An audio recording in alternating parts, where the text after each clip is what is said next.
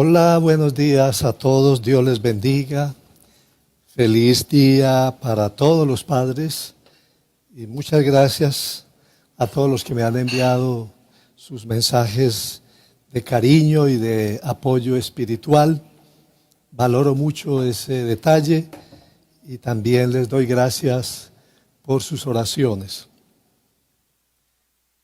El apóstol Pablo, que era un verdadero padre espiritual, había fundado la iglesia en Corinto en su primera visita a esa ciudad. Esto lo registra el libro de los Hechos, el capítulo 18, el verso 1, que dice: después de esto, Pablo marchó de Atenas y fue a Corinto. Luego, según narra el pasaje, el libro de los Hechos, el apóstol Pablo les hizo una segunda visita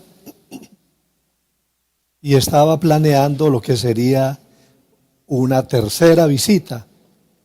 Y en esa ocasión, cuando Pablo planea visitarlos por tercera vez, les dice que para ese entonces él no tenía redes son. Pues, eso sería lo normal. Pero hoy en día muchos padres están actuando al revés. Esperan lucrarse de sus hijos y jamás han pensado en dejarles un legado. Esa es la idea de un video que circula en las redes en el que abiertamente se recomienda a los padres que no dejen nada a su posteridad, que se coman todo lo que han adquirido antes de morir. El lema parece ser: ¿por qué debería preocuparme por la posteridad? ¿Qué ha hecho la posteridad por mí? Un hombre le pregunta a su amigo: ¿qué estás haciendo, Armando? Como ves, contestó este, me estoy gastando una herencia. Pues, ¿qué familiar se te murió? Ninguno, me estoy gastando la herencia de mis hijos. Una buena pregunta. ¿Usted ha pensado cuál será su legado a sus hijos? Piense en su legado, porque lo está preparando todos los días. Su vida es su legado para sus hijos. Asegúrese de que su vida realmente les inspire.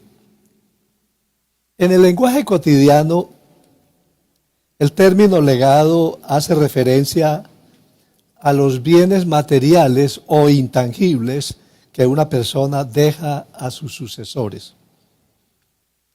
El legado puede asociarse a una herencia.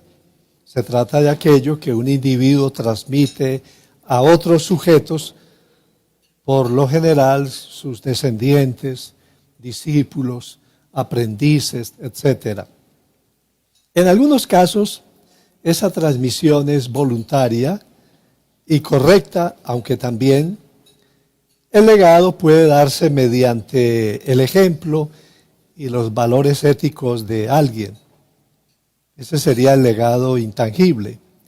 Cuando se dice, a veces el hombre más pobre deja a sus hijos la herencia más rica, se refiere a ese tipo de legado intangible. La verdadera riqueza humana reside en las buenas ideas que difundimos, en las dotes morales que poseemos, en la delicadeza de los sentimientos que manifestamos y que heredamos a nuestros hijos y nietos, inclusive a nuestros amigos. El hombre es una criatura singular. Ha sido dotado con un conjunto de características que lo hacen único entre todos los animales de la creación. A diferencia de ellos, no es una figura del paisaje, Él es quien modifica el paisaje, el ser propagado que no halló su hogar, pero que igual construyó uno en cada continente. Somos la única especie que tiene conciencia de la mortalidad entre todas las que Dios creó. También somos los únicos que pensamos en la descendencia. Somos nosotros los que abrigamos en nuestra alma un concepto que va más allá de la mera protección de vida a nuestras crías y seres queridos en el aquí y en el ahora. Los osos y las aves protegen también a sus pequeños, pero lo que nos distingue del resto de habitantes del planeta es que somos los únicos que abrigamos de que les traspasaré a nuestros sucesores antes de morir. Esta tendencia hace parte de esa percepción innata de que las cosas cobrarán tarde o temprano un cambio, que la suerte dará la vuelta y que finalmente llegará el tiempo de perder o de cosechar o de morir. Barry Stanford Graff es un prestigioso psiquiatra judío que escribió un libro maravilloso titulado Para que nunca lo olviden, es decir, para que lo recuerden siempre. En ese libro él consigna un maravilloso relato que me impactó mucho y que quiero compartirle a continuación. Él dice, hace muchos años, en un día terriblemente caluroso y húmedo de agosto, mi esposa, mis hijos y yo íbamos por una carretera en las colinas escabrosas de Mammoth. En un momento dado pasamos por una granja donde había un anuncio que decía venta de espárragos. Para un hombre de ciudad como yo, criado en Brooklyn, Nueva York, resultaba interesante saber cómo era un cultivo de espárragos. Me acerqué al granjero que estaba trabajando y comencé a hablar con él. Tenía algo más de 50 años, era de contextura mediana y tenía el aspecto de un hombre que había vivido toda la vida en Vermont. Algo en su apariencia me pareció extraño. Tenía sin cerrar 2 botones del medio de la camisa de manga larga y alcancé a ver por entre los pliegues de la tela una especie de corsé protector. El granjero percibió nuestra incomodidad a causa del calor y nos invitó a su casa a tomar un refresco. Así que nos sentamos en torno a la mesa de la cocina, rodeados de herramientas y leña tirada por todas partes. El hombre quiso saber a qué me dedicaba y le conté que era médico. Sin perder un segundo, el hombre agregó con toda naturalidad: entonces le interesará saber que me estoy muriendo. Su franqueza, así como la gravedad de su declaración, me cayeron como un baldado de agua fría. Enseguida pasó a contarme que había trabajado varios años como dentista en California, que el año anterior había empezado a sentirse muy cansado y débil y habían empezado a dolerle los huesos. Tras consultar con el médico, descubrió que tenía mieloma múltiple, una enfermedad que afecta ciertos huesos, volviéndolos frágiles y propensos a las fracturas. Me explicó que el pronóstico de su enfermedad era malo y que los médicos no le daban muchas esperanzas de recuperación. Luego me habló de su depresión. No estaba preparado para abandonar la vida tan pronto, dijo, sobre todo porque sentía que tenía mucho por dar y por hacer. Vendió el consultorio y regresó a Belmont, donde vivía antes de irse a California. Compró la granja antigua donde nos encontrábamos ahora y comenzó a restaurarla. Llenó de peces el lago y sembró una gran huerta. Plantó varias semillas de árboles que, según explicó, crecerían en años por venir.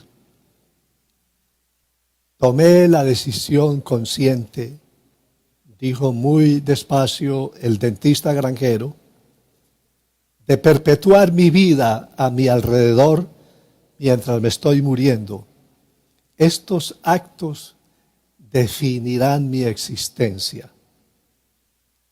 Las palabras de este hombre, dice el psiquiatra, me conmovieron profundamente y seguí pensando en ellas durante todo el año que siguió. Me sentí conmovido por su coraje y visión y por su imperiosa necesidad de dejar una huella en el mundo, incluso si al mismo tiempo se preparaba para partir. Al siguiente verano, continúa el psiquiatra, regresamos a la granja. Los trabajos de reparación de la casa se habían interrumpido. Los campos de hierba no habían visto una segadora en meses. Prácticamente no había nada sembrado en la huerta. Lo único que quedaba eran los espárragos que, según me había explicado el hombre, toman 2 estaciones para crecer desde la semilla hasta la época de la cosecha. Una hija del granjero nos contó que éste había muerto recientemente. La enfermedad se lo había llevado lentamente. Sin embargo, había muerto en el lugar que había escogido. Con el alma encogida, observé los cultivos, los árboles, la vida que este hombre había sembrado a su alrededor. Aunque hubiese muerto, el mensaje que dejaba era bastante claro. Su partida sería una ganancia para los demás. Había dejado sus frutos a las generaciones venideras. Ante la inminencia de su propia muerte, concluye el psiquiatra, este hombre decidió sobrevivir en el verdadero sentido de la palabra.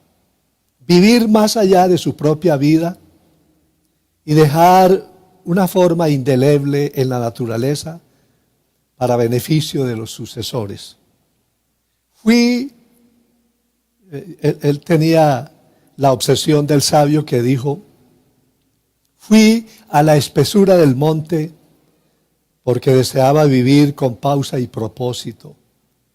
Buscaba hacer frente a los hechos básicos de la vida y aprender de ella todo lo que tuviese para enseñarme, pues no quería que me llegase la muerte y descubrir que no había vivido a plenitud. Amigo, no hay poder en la tierra capaz de neutralizar la influencia de una vida sencilla, noble y útil. Tengo la impresión de que el granjero de esta historia resolvió no aceptar el prototipo común de la muerte como el fin de la vida. En lugar de ello, decidió hacer del cierre una apertura. Dejó un mensaje que dice que podemos convertir la apatía en esperanza, la pérdida en ganancia y los actos simples en misiones sagradas, que la enfermedad puede convertirse en crecimiento y las incertidumbres en grandes posibilidades. Este hombre quiso dejar algo que trascendiera su aquí y su ahora. De algún modo, su herencia para el futuro lo revistió de inmortalidad, mucho más de lo que habría podido hacer con cualquier riqueza material que dejara atrás. Tomó una opción heroica, dio la bienvenida a la luz propia interna e iluminó todo a su alrededor para las generaciones venideras.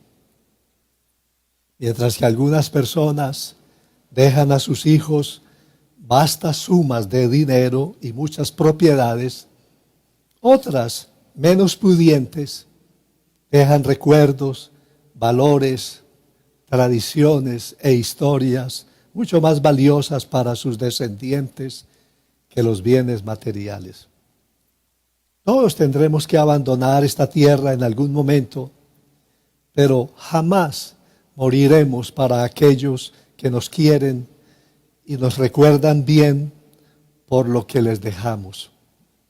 Bien lo dijo Emerson. ¿En qué consiste el éxito?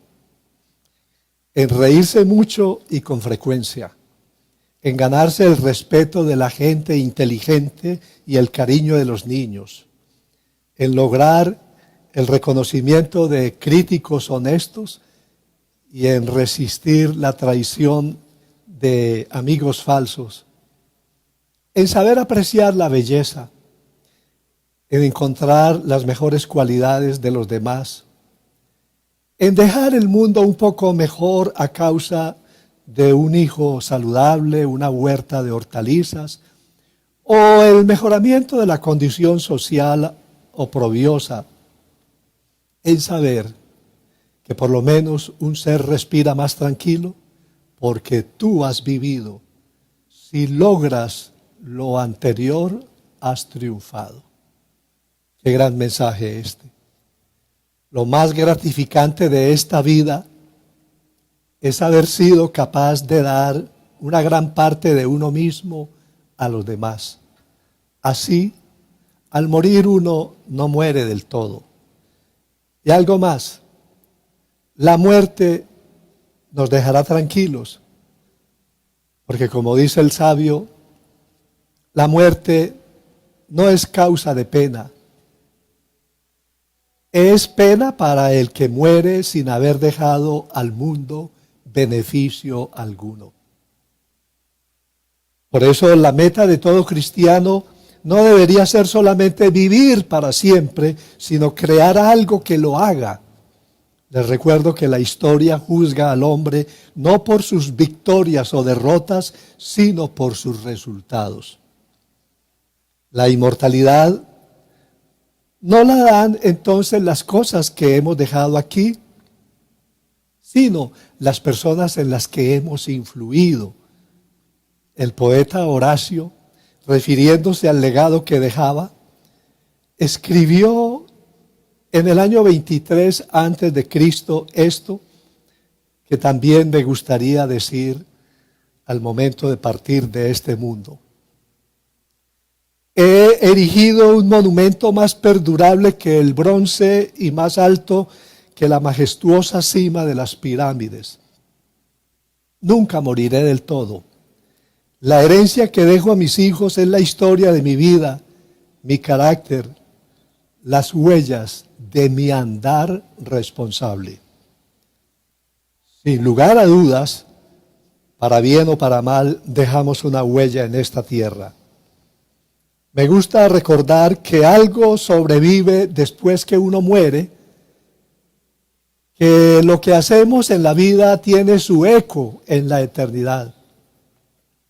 Por eso quiero morir feliz sabiendo que por la gracia de Dios hice algo importante aquí, que alguna vez fui usado por Dios para tocar vidas y que Dios con su espíritu las cambió para siempre. Me gustaría que alguien escribiera de mí lo que Pablo escribió de una fiel sierva de Cristo llamada Pérsida. Eso está en Romanos 16:12. Al final del versículo Pablo dice que esta mujer ha trabajado muchísimo para el Señor. Y otra frase de otro Pablo, de Pablo Neruda, que también representa mi más sentida inspiración terrenal, es esta: de la vida no quiero mucho. Quiero apenas saber que intenté todo lo que quise tuve todo lo que pude, amé lo que valía la pena y perdí apenas lo que nunca fue mío. No sé quién escribió estas otras frases con las que cierro este primer segmento del mensaje, que también me definen plenamente. Haber producido una alegría el día en que vi la luz. Haber añadido una flor al jardín de la vida. Haber dicho una verdad entre el remolino de mentiras. Haber hecho el bien a pesar de las calumnias. Haber plantado en el corazón de los hombres una reflexión que nunca morirá. Por la gracia de Dios, haber sido un eslabón en la cadena de la vida. Esta es también una forma de inmortalidad.